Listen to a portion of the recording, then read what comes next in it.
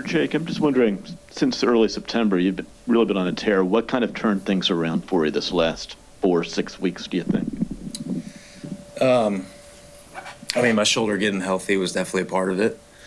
Having some time to reflect on the mental side of the game while I was out. Maybe gaining a little bit more understanding of the way my body works, certain positions I need to be in to be successful, and putting a little bit more of the emphasis on that as opposed to tinkering with mechanics day in and day out. Let's go to Adam in the third row. Guys, can either of you, in the postseason you're going to face great pitching, goes without saying. Can you guys think of a stretch of the regular season in which you faced a comparable foursome of starting pitchers like you're likely to see in the first 4 games of this series? I don't think there is a comparison. That's an elite rotation they're throwing at us, and it's on us to bear down, prepare as best we can, and try and string good at-bats together. Jesse, fourth row. Following up to that, for both of you, maybe Joey first. Snell had his way, and then you got to the bullpen. Is one strategy to get Yamamoto's pitch count up and maybe work through the bullpen again? Yeah, I mean, I think the strategy is the same every day. Is you got to be ready to hit when you get a good pitch to hit, and I think Snell did a good job last night. But it's a new day today, new day to attack who's ever on the mound today, and be ready to go through 9. Sorry, can you repeat the question one more time? The idea of getting the starters' pitch count up so you can get to their bullpen, which has been gotten to a little bit, you did last night. Yeah, I mean, I think it's a little bit of a balancing act. You want to get the starters' pitch count up.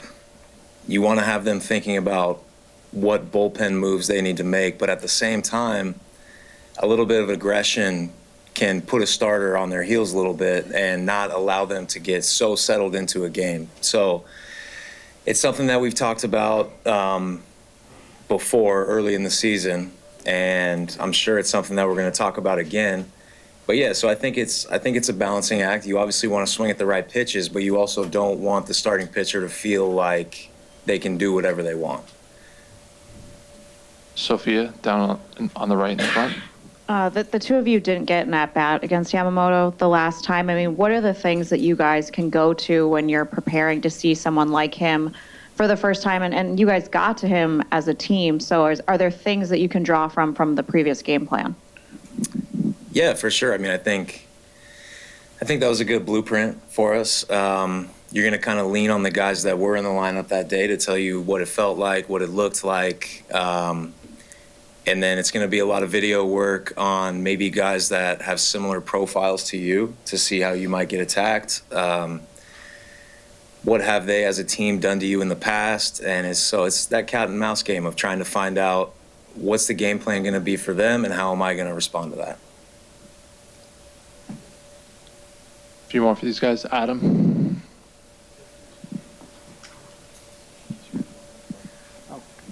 Joey, when Freddy's on the mound and you're at shortstop, what are the cues that it's going to be like one of those really good days? Is there something you see early that cues you into that?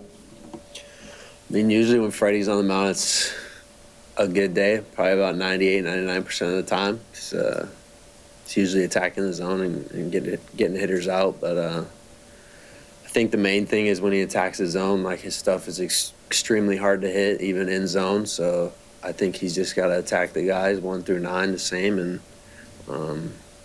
I think the tempo keeps the defense ready to go every pitch. So as long as he's attacking, got good tempo, I think we'll be ready to play good defense behind him. Todd? Jake, your role was kind of uncertain day to day, whether you're going to be in the lineup, not in the lineup, but you had good postseason success here the last 2 years. How do you go about preparing yourself when you don't know whether you're going to be in the lineup and you're not getting those regular at-bats? Yeah, I mean, it's a good question. It's something that I don't necessarily have a direct answer for. besides I try when I wake up in the morning to make a decision. A lot of times I feel like it's one of two roads. Like you can go to the negative side of, oh, I wish I was in there, I wish I was playing.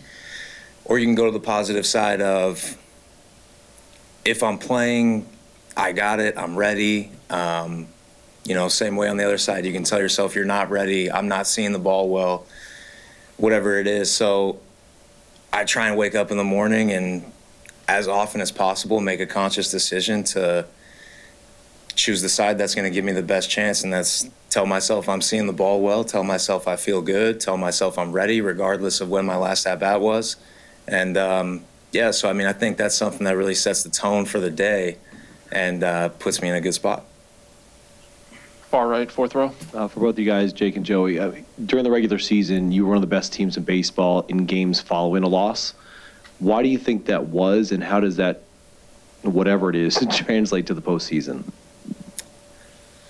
I'd probably say because we take every game day by day. I mean, the loss yesterday doesn't mean anything today. We should be ready to go first pitch. And I think if you kind of have that, not forget the last day, but just be ready for the day-to-day mentality, I think it keeps you locked in for every game. Yeah, I'll second that. Also, I think our clubhouse after a loss is different than most places that I've been. There's not too many times throughout the course of the last 2 seasons that I can think where there was a number of guys hanging their head or feeling down or feeling sorry for ourselves or anything like that. It's more, dang, that was crazy. What a crazy game. Let's get after it tomorrow. And I think that short memory is something that's talked about a lot in the game of baseball.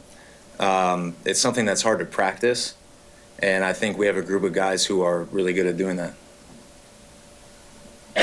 Any last ones for these guys? We'll go take one more with Adam. Joey, did you go back and look at the replay of that double play at all? And if you did, I'm curious whether you saw anything that maybe you didn't notice live that really stood out to you and impressed you, whatever. Sal did make a pretty funny face while that's all over the social media right now, mid-play. But no, I've never seen a play like that. It was a pretty crazy play to be involved in, and I think we executed it well. I was able to get 2 outs. So, but yeah, I don't think I've ever seen him play like that. It's pretty crazy. All right, guys, appreciate the time. Good luck tonight. Appreciate it. Thank you. All right, let's get going. What we got? All right, first question for Murph. Who we got? No questions. Thanks, guys. This has been fun. Kurt. Murph, what would you like to see out of Freddy tonight that you didn't see in that first inning in Chicago? Yeah, heading the count, attacking. His 3 top pitches, clicking from from punch one, because all these games are critical. There's no we'll give him a chance. Let's go. I think Freddie's experienced. He understands the lineup he's facing. They know him, and it'll be a good test. Adam, third row on the right. Oh, who's Steve? Go ahead. Jake Bauers got another hit yesterday. It seems since the start of September, he's been really on a tear. Is it just the shoulder, just getting a little healthier? Or what's been the difference for him, for you, from your perspective, last 6 weeks? He's a sneaky, experienced player, and he cares. He cares a lot about the team. He cares a lot about, his opportunities. He's never really ever been a full-time player for very long, and he kind of found a home here last year. Did great for us in the postseason on his limited at bats, and he's done the same thing this year. And like you said, he's been as good as anybody swinging the bat in September. So we're going to sacrifice a little bit and put him in the outfield, and we're going to go with it, because he's swinging it so good. If you look at his at bats, they're just, wow, he's on it. Adam. Murph, for many years, Freddie was part of that kind of trio with Woodruff and Burns. What did you need from him after those two were, in Burns' case, gone and Woodruff out, and what have you seen? Yeah, to just remember sitting with him in spring training and, like, you're the guy. You're coming into the year, the ace, and the ace has to post, and that's what Freddie does best. He posts.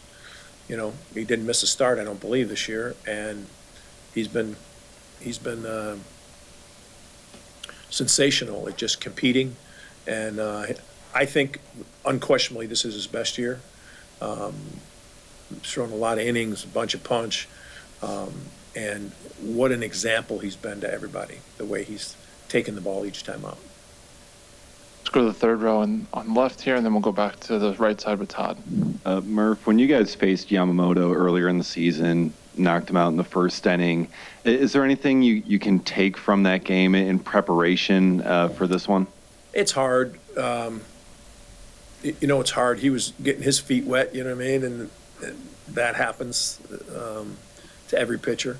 But he's going to make the adjustment, you know what I mean? He's been really, really good. He's been one of the best 5 pitchers in baseball, and you look at his numbers are just incredible. Yeah, I mean, we've studied him, and there's days he's, like Snell was last night, lights out. But you have to combat it. And this is how you can't beat number ones like that if you don't have a strategy going in that kind of, even if he's really good, here's some ways we can knock him off course and maybe get him out of the game sooner. Todd? Murph, it's not uncommon for players to play better at home than on the road typically. Freddie's numbers are ridiculous here. What do you think is behind that? Just they're so much better at home than on the road. I think that's probably the case a lot throughout the league. I think that's the case. Look at Matt Boyd in Chicago, right? Those numbers are eye-popping, you know what I mean? I think certain guys feel better with their routines at home and that type of thing, and that leads to better preparation. But those are numbers that you can't put a lot of stock in when you're making overall decisions. You know what I mean? You can't. They got to be able to pitch. If they can only pitch at home, they're not going to be helpful for you. I think it's more normal than you think. A few more for Murph. We'll come down to the second row in the middle.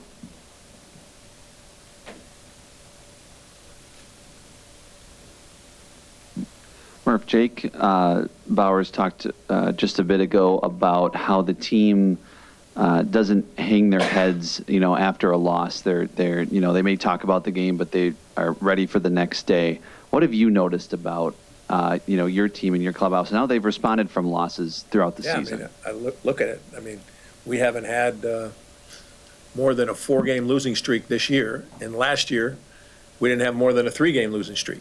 So what does that tell you? But at this time of year, you can't have either. You know what I mean? So it's got to click in very quickly. But I think the practice of responding, the practice of washing it off, is really helpful with such a young team. Jack?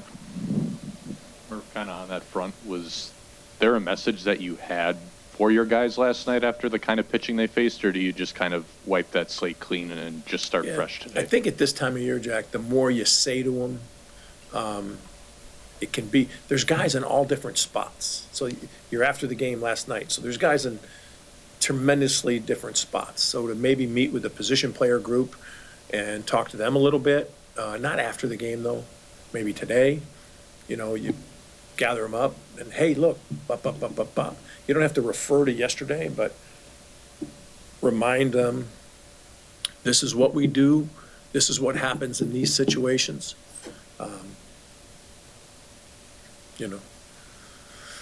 Little reminders. They don't need to hear my voice too much. They've heard it for 7 months. I'm tired of it, so I can just imagine that they're tired of it,